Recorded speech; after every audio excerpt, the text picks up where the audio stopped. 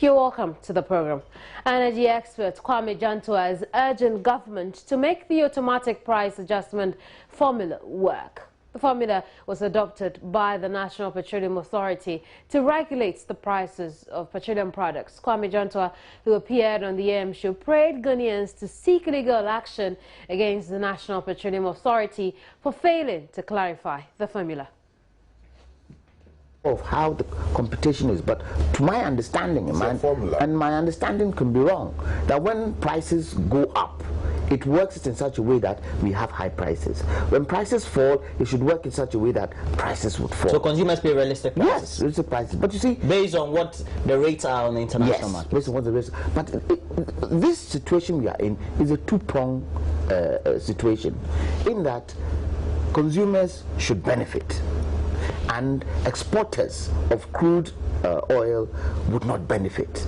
Hence, you see in the UK and in America, oil companies are being insolvent because the cost of production does not meet the revenue coming in. So MPA should tell us, yes, for me, if you are coming back to the people, when you've already put in the automatic adjustment formula, issues to deal with the debt, what has happened to that in that automatic adjustment formula? That figure you put in there to take care of what is owed the BDCs. What has happened to that?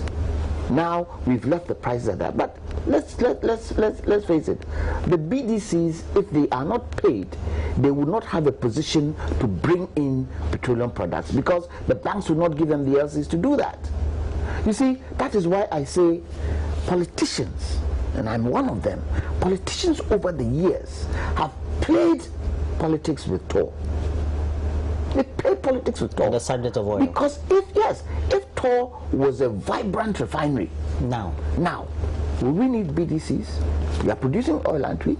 We will take our own oil, take it to Tor, refine it for Ghana, and we will produce it for ourselves. Self-transport. Yes, save ourselves money. That we're using, that the BDCs. So we'll buy our own oil. We use our own oil to provide for ourselves. We didn't do that. We have used Tor as a political football, and now look at where Tor is today. And we say yes, the government has said they have a strategic partner. Go and look at the contract that has been signed with the strategic partner and see whether it benefits Ghana. Let's do things where Ghana will benefit. The people of Ghana will benefit. Yes. The MP are saying that we owe. At what point will be the cutoff in terms of when are you going to be able to pay this debt with with the situation we are in now? Tell the people of Ghana that by mid 2015 we would have paid this debt and we can reduce prices, or we would reduce prices to a certain percentage and try and make sure that we can pay some of the debt and consumers too will benefit. At the present moment, consumers are getting the rough end of the stick. The prices are high. We have no control on what MPA does. They tell us what they want to tell us. Who's controlling it? That's why I say sometimes Ghanaians, we are very docile. Very, very docile. Some of us went docile. We took GT to court with the sale of Vodafone. Ghanaians should try and take MPA to court.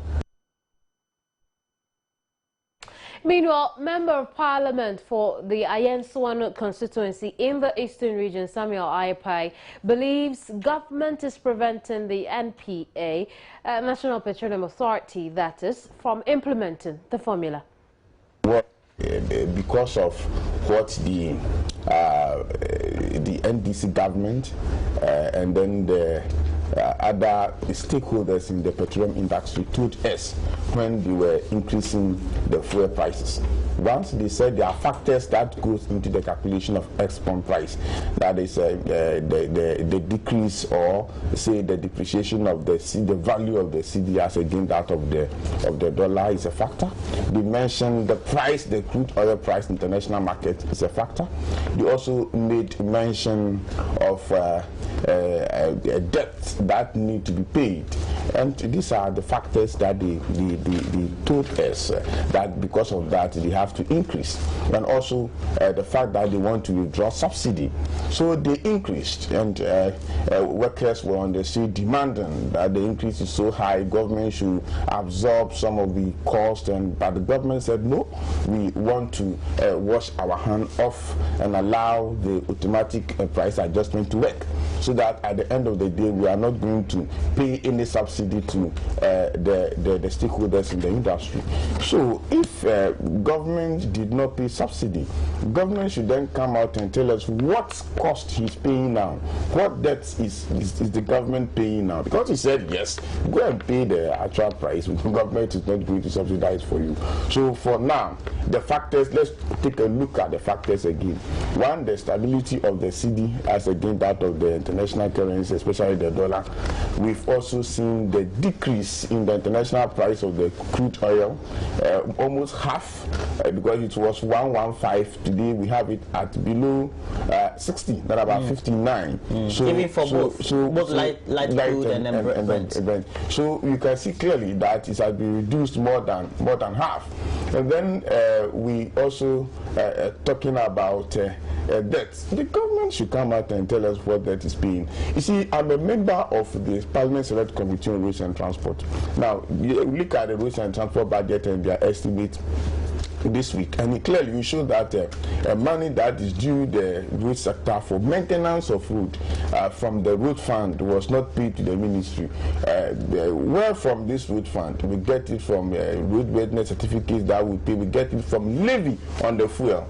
So if all this increment had been done, yet there's no money to develop the country, then I don't think government had any debt to pay. So they should come again and explain to us. Some of us have lost as what why the price is still high.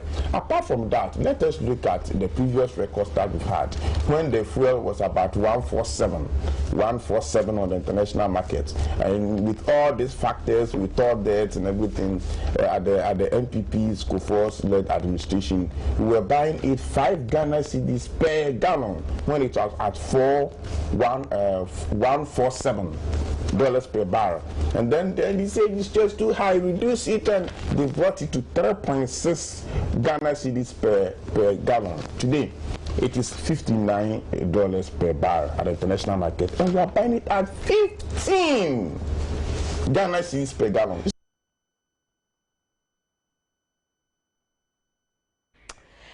The paramount chiefs of Alavanyo and Nkonya have apologized to President John Mahama for disappointing and failing to keep their promise of maintaining peace in those areas. The chiefs, who were represented by the Ankobia Hene of the Nkonya traditional area, Nana Ampem Danko III, presented the apology letter to the regional minister, claiming to be very much aware of the implications of the protracted conflict on the community.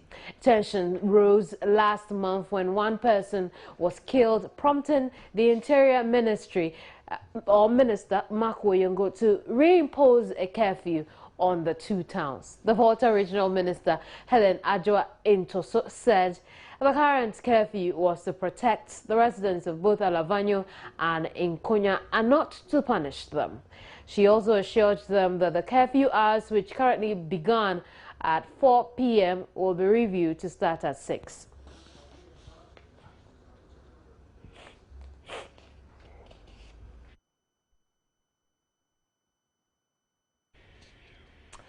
Four suspects have been picked up by the police in connection with the murder of the chief of Salinkuga, a farming community in the Sabzogo district of the northern region. The late Na Smani Tigu is said to have been shot on Tuesday at about 8:30 p.m. I spoke on News Desk earlier today with ASP Ebenezer Tete, Northern Regional Police Public Relations Officer. And after the investigations, we will have them remanded whilst we pursue the other suspects who are on the run now. The advice that we want to give to the people of Salinguga community is that nobody should take the law into his own hands. Fortunately for us, the swift arrest by the police of these 4 suspects have calmed down tension a bit. The people have seen that the police is going to take action, and we are going to do everything to ensure that those behind this dastardly act are brought to book. Very well. So, now, when you say these 4 persons are accomplices, how do you mean? Elaborate on that. They are accomplices because the prime suspect, the one who did the killing, is the one who is on the run. These people played some role, either remotely or closely, before the chief was killed. That is why they have been arrested. So after our investigations, the appropriate charges will be preferred against them, and then they will be arraigned before court. Do we know why they did it? Yeah, we are suspecting that there might be a remote cause, but the immediate cause is over a parcel of land that was destroyed by some herdsmen. A Fulani man was alleged to have taken his cattle to a farmland belonging to the suspect, and the farm produce were destroyed by these cattle. So instead of the suspect reporting the matter to the police, they took the law into their own hands and assaulted the Fulani man. So the Fulani man reported the matter to the police, and the matter was under investigation. Later, the suspects went again to burn down the hut of a Fulani man with some farm produce in, and they rightly suspected the people again to be behind. So the matter was again reported to the police. Subsequently, because it was an assault case, a sub-chief of the area came in, pleaded with the police to have the matter withdrawn for settlement. But we are suspecting that after the settlement, some of the parties were not happy. So it was after the settlement, they should have come to the police. Because it was an assault case, we can allow them for them, if the parties agree to, settle it out of court. But the rule is that after settlement, you come to the police with whether you are happy with the settlement or not, and then we'll ask you to bring a withdrawal letter so that the matter is settled.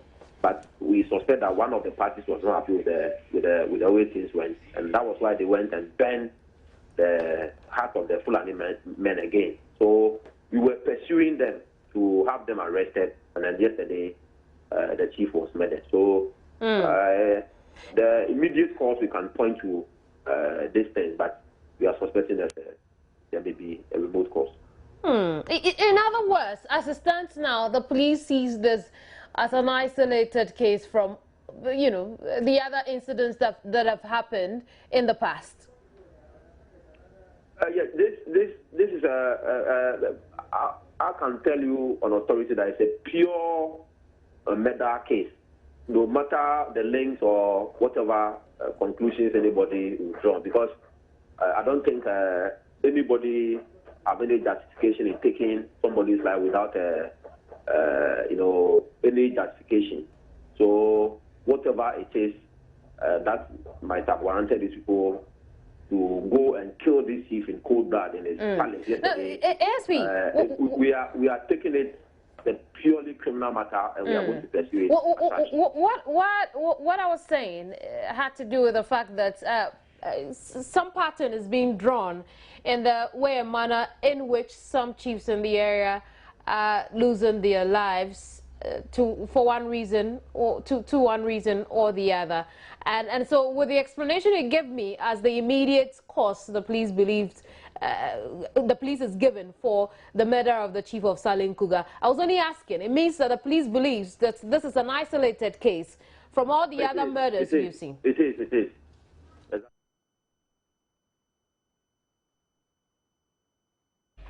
The Office of the President has overspent its 2014 budget by about 100%, according to its own report to Parliament. Now, Parliament approved a ceiling of 30,929,343 Ghana cedis, But according to this report from the Finance Committee of Parliament, the presidency spent 75,917,714 Ghana cedis between January and September this year.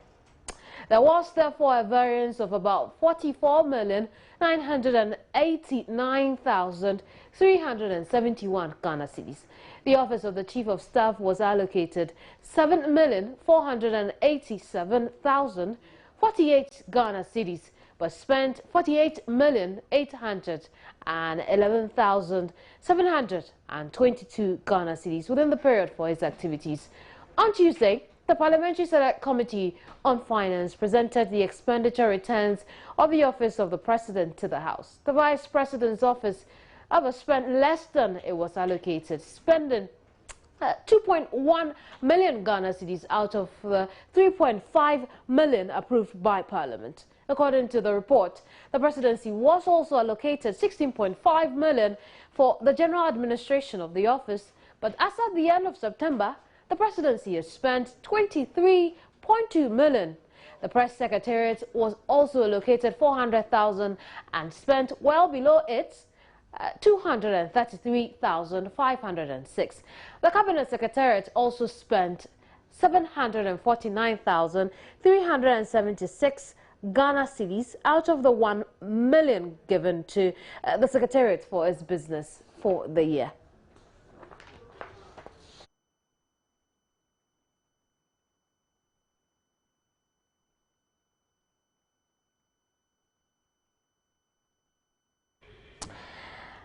Let's talk about energy.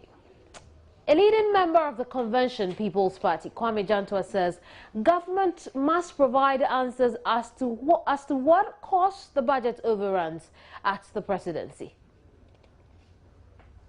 Ghana has the template to turn things around, but you are playing politics with it.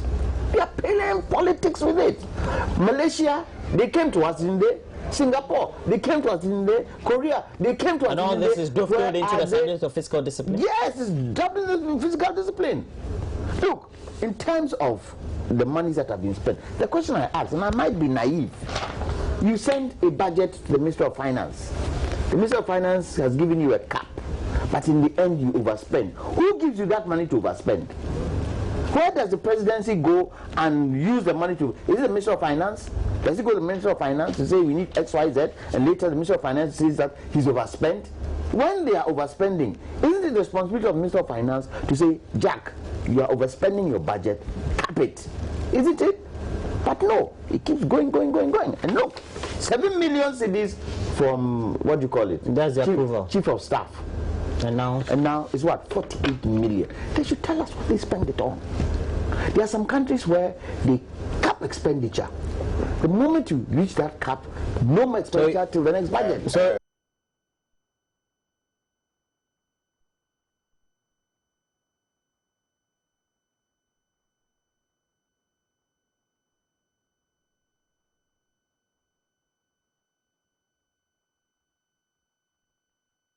Well, Member of Parliament for the Ayenswano constituency in the Eastern region says the overrun at the presidency is typical of the NDC government and is calling on the government to stay within its budget limits. Budget from 1993 to date, you will not get a budget where the presidency has not overspent. I sit here as a member of MPP, and indeed, if you go and take the budget from 2001 to 2008, definitely you will see overspending on the government machinery. So, but the strange aspect of this one is that when the Chief of Staff is given a budget of close to 8 million Ghana cedis for the year, this is a budget that has been prepared by the Office of the Chief of Staff. The finance minister will not sit somewhere and say that Chief of Staff giving you $8 million. No. The input is coming from the Chief of Staff office. They will sit down, look at what they will do for the year under review, and then they will make a proposal to the Minister of Finance. The Minister of Finance will give them ceilings, and then they will bring it to Parliament for approval. So when we approve for you, and then instead of 8 million, you spend 12 million. Oh yes, because times has changes, and we shouldn't forget the fact that they also brought mid-year review. So what happened? That it jumped from close to 7 million, approximately $7 million, to 45 million. 48 million. That is where it looked quite strange.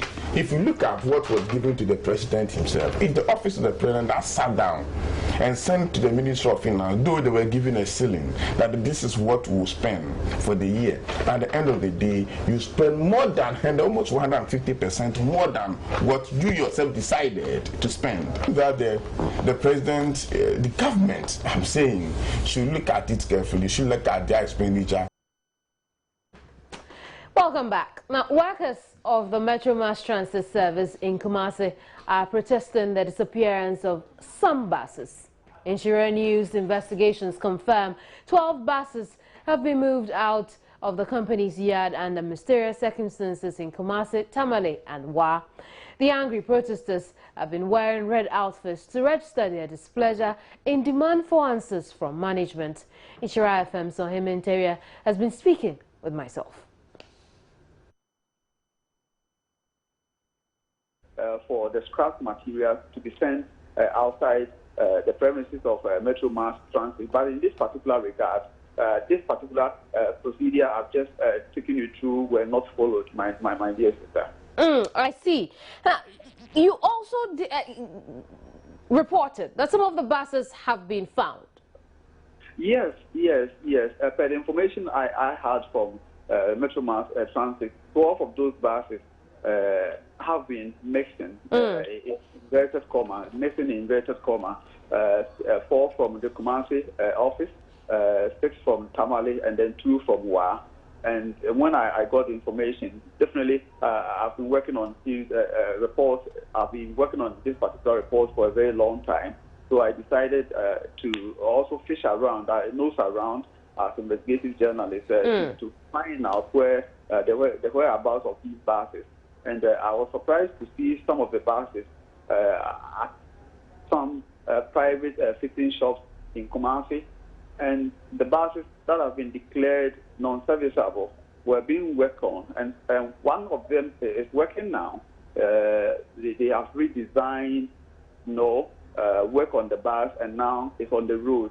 So which means that the buses, as the officials claim, are non-serviceable. Right, so the bus is on the road, but not operating as belonging to the Metro Mass Transit Service. Not at all. Not working for Metro Mass Transit, but for a private individual. And let me also state that buses that I found, they have fleet numbers.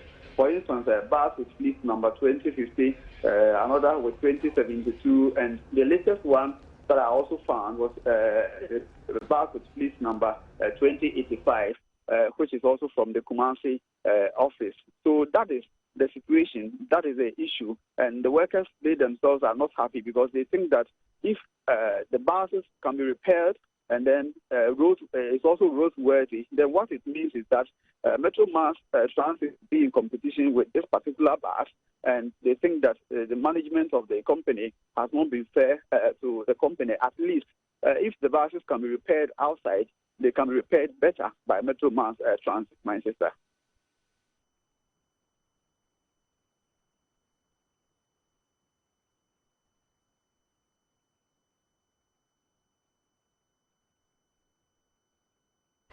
Well, Communications Minister Dr. Edward Boama has announced plans to address SIMBOX fraud. The technology which allows fraudsters to gain financially from international calls to Ghana is said to be denying government millions of revenue. The issue was first raised by the ranking member on the Communication Committee of Parliament, Kennedy A. Japon. He wants the National Communications Authority to explain why the practice still exists. Because it is done fraudulently, one cannot return missed calls when you receive international phone calls. But Communications Minister Dr. Edward Omane Boama says steps are underway to make the practice a disincentive. He noted that quite a considerable amount of time has been spent on the Interconnect Clearinghouse, a system that will provide a common platform for both local and international calls.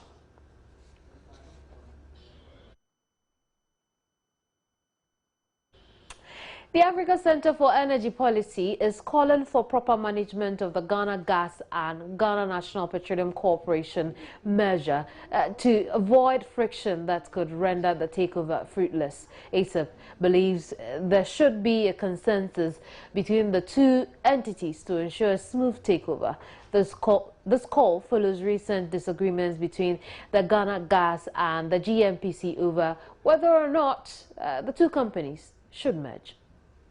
Processes for the GNPC to take over Ghana Gas began when the 2015 budget announced it. The Energy Ministry issued a statement saying the integration of Ghana Gas and the GNPC was completed, a statement the Ghana Gas refuted. Energy think tank ASAP, however, says the misunderstandings between the two entities could disrupt the process if not managed accordingly. This is a high-value industry. Everything in there is a lot of money. We have invested close to $1 billion. Into the gas project and the company. And the least you want to do is to get anybody aggrieved. That is why it's important to jaw than to war, because you're dealing with a flammable commodity, and once you create that room for that infighting, it's going to be difficult to get people from Ghana Gas working cordially with GNPC, and that is very, very important. If you don't get that and people start sabotaging GNPC to prove a point that it wasn't necessary after all, you wouldn't achieve the purpose for which you want to merge the two companies. And I think that consensus is what is required. ASAP has meanwhile endorsed the merger. Taking Ghana Gas back to GNPC is like the chicken coming home to roost, obviously. It will save Ghana a lot of cost, looking at the bureaucratic nature, trying to allow different players negotiating with our partners, and also streamline the monitoring processes. The center says the GNPC should ensure it manages Ghana Gas's debt portfolio of about $1 billion to ensure its balance sheet remains strong. Abigail Adamakunchi for Joy News. Next year is sports with Baba Tando. Don't go away. My name is Baba Tanda. Good afternoon. Let's talk sports now. And the Ministry of Youth and Sports is proposing a new bonus package for the senior national team, the Black Stars, for the upcoming 2015 AFCON tournament in Equatorial Guinea. Now, the proposal would replace a tiered bonus package which paid incremental winning bonuses for each game won as the tournament progressed. According to the new proposal, each player will receive a flat match appearance fee of $5,000 per game, regardless of the outcome or which stage of the tournament they get to. This would amount to $30,000 for 6 games played if they were to make it to the finals. The team would only get an extra $60,000 for actually winning the tournament. This would be replaced, the system where players took home winning bonuses of $10,000 at the group stage, $15,000 at the semi-finals, and more when they got to the final. The formula was proposed after extensive discussions between the Minister of Sports, Muhammad Yariga, and the Ghana Football Association officials. And also in a related development to this, we understand that the management team or the management committee of the Black Stars would take just 30% of what the team or the playing body would make at each tournament, which will bring it to $18,000 if they get to the final of this particular tournament. So I'm sure there's a dawn of a new era breezing into the Black Stars. Away from that, the World Boxing Council has honored Ghana's Azuma Nelson at its convention at the Mirage Hotel in Las Vegas. Azuma already enshrined in the International Hall of Fame, and he was honored as the greatest super featherweight in the history of the WBC for his achievements during his close to 2 decades of boxing.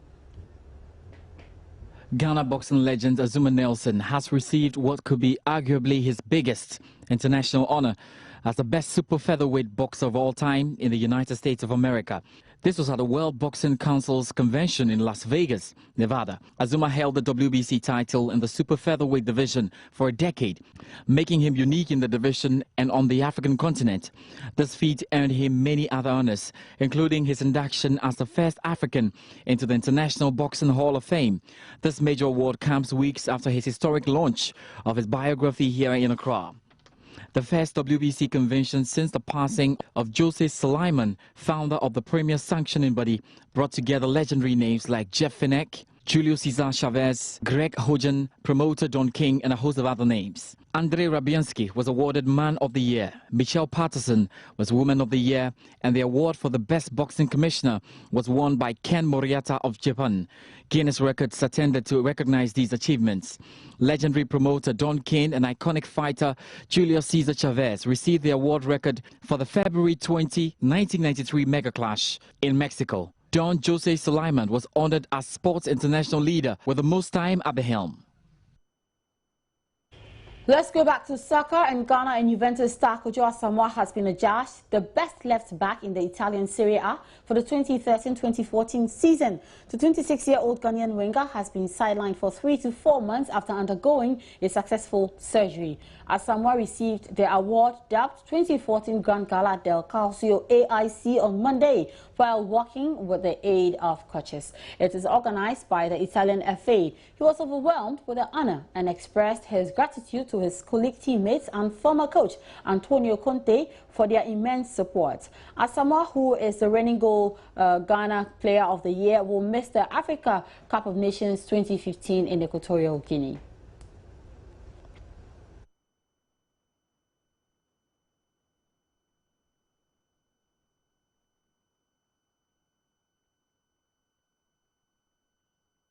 Now, quickly, Sports Minister Mahama Yarika says his outfit is done with Ghana's budget for the African Cup of Nations. This comes after a lot of back and forth between the Ghana FA and the Yarika's office about how much should be taken for the competition. And according to him, they will try and finish off the budgetary issues and then put in the request and try and get it off the table before the second week in January. And Ayariga's ministry had earlier instructed the Ghana FA to revise its budget for the tournament, but the team not fully decided whether to camp in Spain or in the United Arab Emirates. The GFA is reported to have wanted to base in Abu Dhabi, while Ivan Grant is he prefers Spain. Ayariga says that they're trying to sort all of this out because it is the end of the financial year. And the GFA is said to have sent a budget to the Sports Ministry for consideration based on past experiences with respect to the camping site for the Black Stars. So we'll definitely follow up on this issue and bring you more updates in our subsequent bulletins. But for now, that's all the sports. My name is Baba Tando.